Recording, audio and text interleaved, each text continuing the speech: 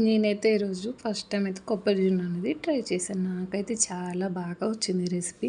అందుకే మీ అందరితో షేర్ చేసుకోవాలని అయితే మన ఛానల్‌లో ఈ వీడియో అనేది అప్లోడ్ చేశాను. మనకి పూజలప్పుడు అలాంటప్పుడు మిగిలిపోయిన కొబ్బరి ఉంటుంది కదా! దాంతోనైతే ఇలా కొబ్బరి పాలు అనేది తయారు చేసుకోవాలి. దీనికి ఓన్లీ 3 ఇంగ్రీడియెంట్స్ అయితే సరిపోతుంది. కొబ్బరి పాలు, అలాగే పంచదార, అలాగే కార్న్‌ఫ్లోర్. నేనైతే ఒరిజినల్ మొక్కజొన్నలతో పిండి చేసుకొని అయితే ఈ రెసిపీ అనేది చేశాను. ఇలా మొత్తం పాలల్లో, కొబ్బరి పాలల్లో మొక్కజొన్న పిండి అలాగే పంచదార అనేది కలుపుకొని మొత్తం మంచిగా దగ్గరికి అయ్యే వరకు ఉడికించుకోవాలి. అలా దగ్గరికి అయ్యే వరకు ఉడికించుకొని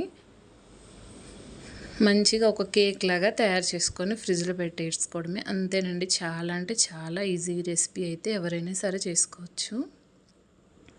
ఇలా మంచిగా దగ్గరికి అయ్యే వరకు ఉంచుకొని ఇలా బాగా దగ్గరికి అయ్యాక అయితే మనం ఒక బౌల్లోకి ట్రాన్స్ఫర్ చేసుకొని మళ్ళీ ఆ బౌల్ని తిరిగేసి ఇలా అయితే వస్తుంది మనకి. చాలా అంటే చాలా బాగుంది.